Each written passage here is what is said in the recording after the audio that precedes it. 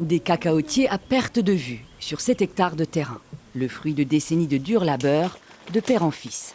Cette plantation, Nuhu Ndiaye l'a héritée de ses arrière-grands-parents. Et cette année, elle a donné 6 tonnes de cacao. Ça détruit beaucoup les carottes. Ouais. Il y a les maladies comme la pourriture brune qui attaquent la récolte, mais surtout l'inflation causée par la crise en Ukraine. Alors à 57 ans, malgré ses efforts, Nuhu a bien du mal à faire face. Les intrants coûtent cher, l'engrais aussi.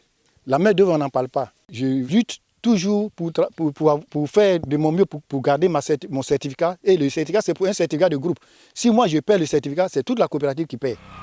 Le certificat de commerce équitable et écologique, le sésame, pour vendre son cacao à l'Union européenne. Pour l'obtenir, il faut éviter le travail des enfants, les pesticides obsolètes ou interdits, ne pas déboiser et replanter des arbres arrachés. Jusqu'ici, Nuhu respecte ces normes. Il a ainsi planté 600 arbres forestiers.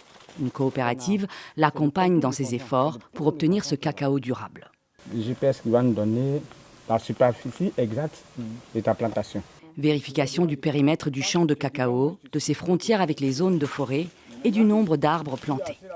Quand on connaît sa superficie, on connaît combien de nombre d'arbres, selon les conseils qu'on a reçus au niveau de la certification, qu'il doit planter à l'hectare.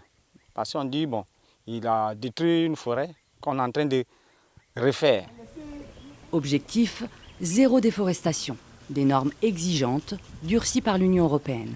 Un nouveau règlement, voté en septembre, interdit l'importation de tout cacao issu de terres déforestées depuis 2020. De quoi susciter la colère des producteurs ivoiriens, qui viennent de créer un syndicat pour défendre leur cacao et leur métier.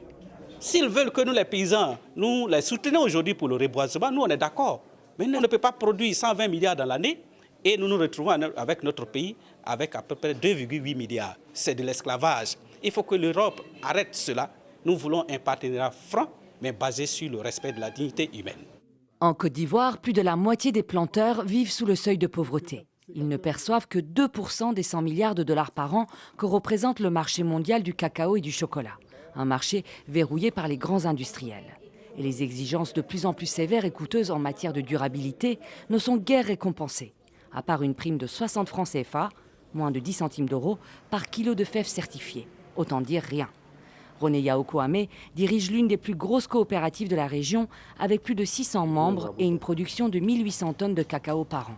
Pour lui, l'Union européenne doit changer ses méthodes. On est prêt à respecter leurs normes, mais eux, à leur tour, ils doivent nous soutenir. Voilà. Et venir, ça je l'insiste là-dessus, qu'ils viennent jusqu'à la base, voilà, pour s'imprégner des réalités du monde agricole. Il ne faudrait pas qu'on reste dans des gros bureaux bien climatisés, bien cravatés, et puis on décide à la place du producteur. Ça ne peut pas marcher. Dans les bureaux de l'Union européenne à Abidjan, justement, le partenariat pour un cacao durable est à l'ordre du jour.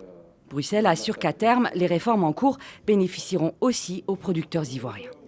Le consommateur européen est prêt à payer plus pour son chocolat si ce chocolat est en provenance de cacao durable. Donc on voit que côté offre et côté demande, il y a la possibilité d'une convergence qui finira par bénéficier tout le monde et surtout l'agriculteur ivoirien. Si leurs revenus n'augmentent pas, certains producteurs ivoiriens menacent d'arrêter de cultiver du cacao. Numéro 1 mondial de la production de cacao, la Côte d'Ivoire exporte les 2 tiers de ses fèves vers l'Union européenne.